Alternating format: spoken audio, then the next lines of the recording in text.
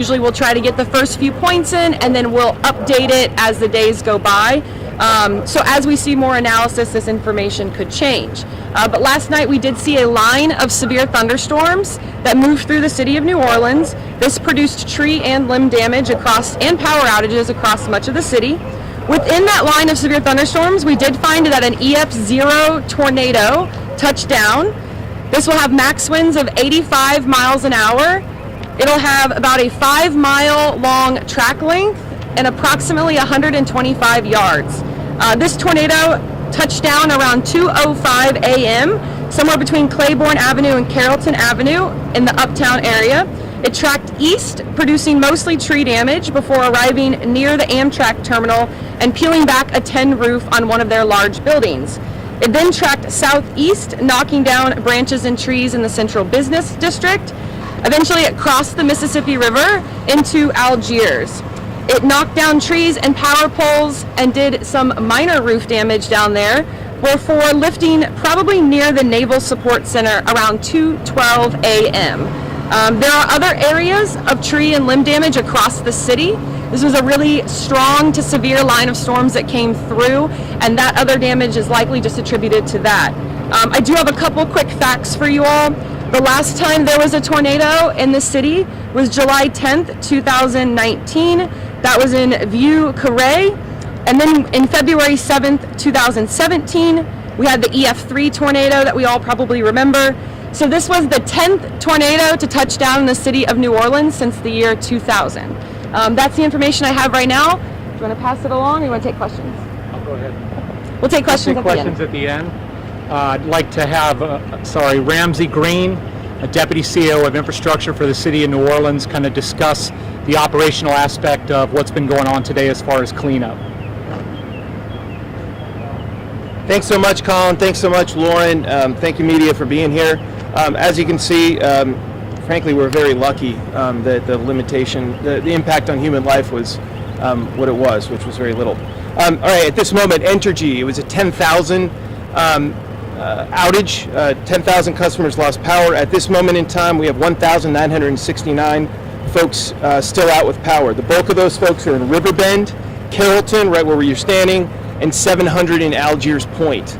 Algiers, really close to where Pelican meets Bounty. That area has had some severe damage, very similar to what's right behind me at this moment. If you were in that area, please stay away. There's a lot of folks working there right now. Entergy has called in 18 additional line crews, 9 vegetation crews, which is about 150 folks from providing support from across the region, including out-of-state crews, which is who you're seeing right now. Right now, the Department of Public Works is coordinating efforts with sanitation and parks and parkways. DPW has inspected 40 intersections based on the Entergy outage map. What we did is we tracked where we're seeing tree emergencies, which aligned with the NWS analysis of where the storm went, and we focused on those areas. 33 traffic signals have been repaired and are stored and are operational at this point. 6 are still not operational with an additional 7. The intersections at Claiborne and St. Roch, St. Claude and St. Roch, Broadway and Claiborne, General Meyer and Berman, Claiborne and Elysian Fields, St. Claude and Franklin, and additionally Washington and Broad. All of those lights are non-functioning right now. Treat them like a 4-way stop sign. Additionally, we did have damage to one stoplight, which was at Canal and Convention Center. Those repairs will be underway tomorrow. We think all of the stoplights, with the exception of Canal and Convention Center, will be back operational before the day is over today. DPW maintenance has removed 6 dump truck loads worth of debris and completed inspections at 30 debris sites that came in via 311. Very close to where we are is Fontainebleau Drive, which was impassable this morning, and right now you drive by it and you can go right on through. There's 78 outstanding catch basin cleaning 311 orders that we've received in the last 2 weeks. Those will be addressed in the next couple weeks. We need some time on those. Sanitation's got heavy equipment and ground crews mobilized, beginning debris removal from the right-of-ways in Carrollton and Algiers Point neighborhoods. Look out for them, slow down. If you got to drive, stay away from those areas. Debris removal occurred on the following thoroughfares today: Carrollton, Pine, Audubon Street, South Dorgenwa, Broadway, Opelousas, Nunez, and Eliza. Debris removal will continue during daylight hours. Sweepers will not run. We will not have street sweepers operational until we have a handle on the large debris removal via front-end loaders and dump trucks, which means we're not letting people drive street sweepers, we're having them operate the big debris removal. We will not be activating the city's emergency debris contractors. We don't think we need it. We're going to save a buck, be really responsible, get this stuff done, but it's going to take a week. If you live where this stuff fell, sweep and rake up in front of your homes. Give us some help. Go into the street safely, stay away from any power lines, go into the sidewalk, sweep, throw that stuff away, sanitation will pick it up on your normally scheduled trash collection day. Please, tree limbs from private property should be cut, bundled, and placed curbside for collection. As of this morning, Parks and Parkways has been responding to tree emergency calls since 2 a.m.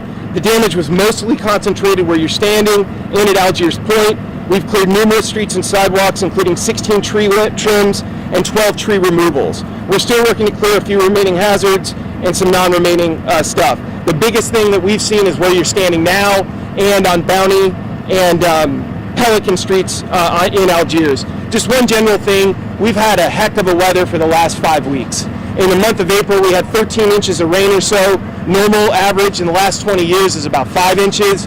In the month of May, we've already hit 10 inches today, and normally we would have less than 2 at this point. We're having a ton of rain, a lot of unpredictable weather. Join NOLA Ready, get these alerts, don't ignore them. I was standing at Bounty this morning, a Pelican, next to a woman where her house was between 2 power utility poles that fell, and she said, I'm ignoring those text alerts. Don't ignore the text alerts, because the one you ignore could be the one where a power pole falls 50 feet from your front door. Thank you so much.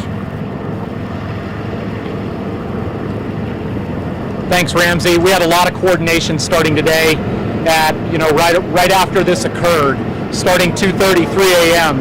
Emergency Operations Center activated, Parks and Parkway crews, tree crews already out there working, sanitation already out there working, coordination with our National Weather Service because we knew that they wanted to get in here and get the ground truth on what they were going to see. And you've heard it here, it's a tornado. Look, this is a relatively dry run for what we're going to face in a few weeks with hurricane season. So I would echo with what Ramsey said. We've got a brand new alert system that we debuted this week. You can text NOLA Ready, one word, NOLA Ready to 77295 and sign up for that. We've migrated everyone who is in our existing NOLA Ready database there, but you can go in there to Smart 911, download the app, and really it's got a lot of functionality, some pretty amazing stuff that's going to occur with that. We had crews out this morning from NOSEP, from Hazard Mitigation, doing a damage assessment of residences, cars, vegetation, those types of things. We did locate about 24 houses with minor damage, about 10 houses with moderate damage. No real issues with major damage or destroyed homes, no destroyed homes. This work continues. This is preliminary. We're going to continue to work this and recover the way we need to, as Ramsey said. We just ask that the citizens give us a hand with that, especially with debris removal.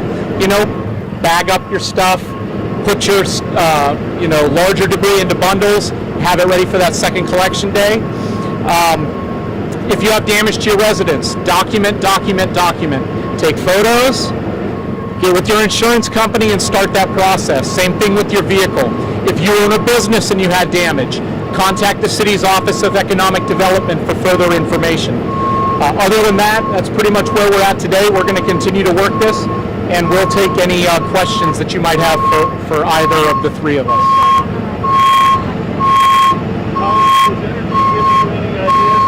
Full power might be restored. Sorry.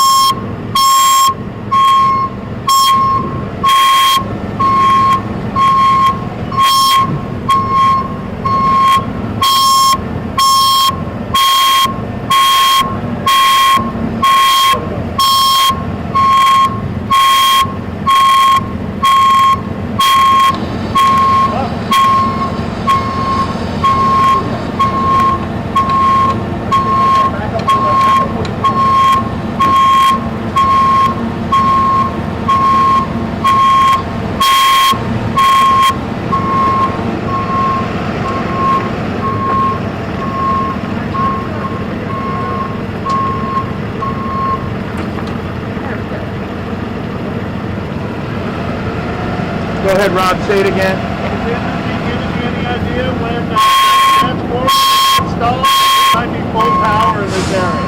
So here's what I would say. They had 10,000 out. They're down to less than 2,000.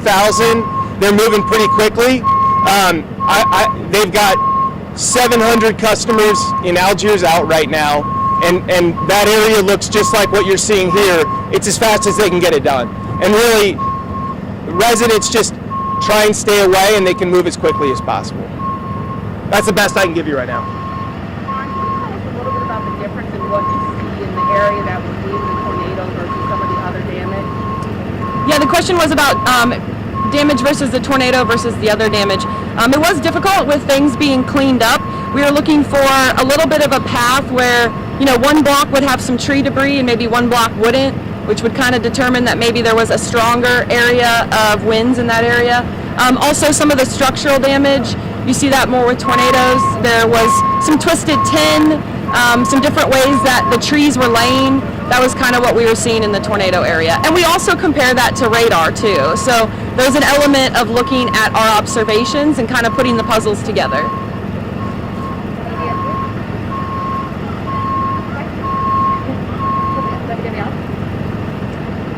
I guess just the fact that we had a confirmed tornado but no injuries and no significant damage, your response to that? Yeah, like we were saying earlier, we haven't had any reports of injuries. I think everyone hopefully got the alert that there was a severe thunderstorm coming in the area, and they weren't out and about. We were sleeping, so there weren't people driving where trees could be falling. That definitely contributed to it. But I think it just is super important to keep an eye on your alerts, whether they be from the city or they be the wireless emergency alerts. We try to give you as much of heads up as we can. Sometimes you only get a few minutes, so when you get those alerts, know what to do when you get it. So people were in their safe places, they were asleep, and they were off the road. So I think it's a success. How soon can the city start the cleanup process as far as picking up debris?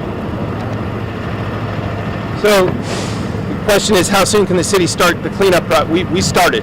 That started around 3 a.m. Our folks were working. 7 a.m. crews were out. One thing. I don't want anybody to think there was no significant damage. This is significant damage. Algiers had significant damage. We were just really lucky. We were lucky that people weren't hurt, which is a big deal. Right now, in my view, infrastructure-wise, people can get hurt when you're doing cleanup. So residents need to be careful. And something I saw this morning on the West Bank was, moms pushing strollers near felled power lines. Don't do that. You don't know if a power line is powered or not. I knew it was de-energized, but that mom didn't know that. Stay away. Just stay away. You can watch far afield, but right now is potentially one of the more dangerous portions of a disaster is the response and cleanup, particularly when power is out and our resources are spread throughout the city. Don't become a problem to our public safety assets when we're trying to do all of this stuff right now. So cleanup is well underway and that's moving, and I'd be very confident that this work is going to be pretty clear within about a week. Our sanitation chief told me shortly ago he thinks it's going to take about a week to pick everything up, but we don't want to wait for that. We're not sending out street sweepers. People clean up in front of your homes as long as power lines are away from you.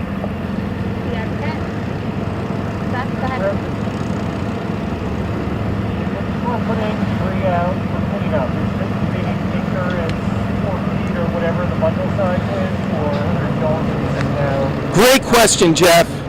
Jeff asked the question of what do we want your trash to look like?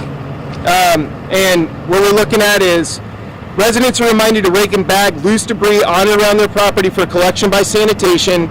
Tree limbs from private property should be cut, bundled, and placed curbside for collection. Real basic, don't put a 7-foot long tree limb there, cut it into thirds, something like that. We're not asking you, you're not gonna have like the debris you would have for a flood event. Break it up, put it out for your normal trash day. Colin, go ahead if you want to. I would just echo that it's a normal sanitation pickup, so we're not dealing like with a hurricane where you pick up the big piles off of the corner. Bundled and bagged is the best way to go.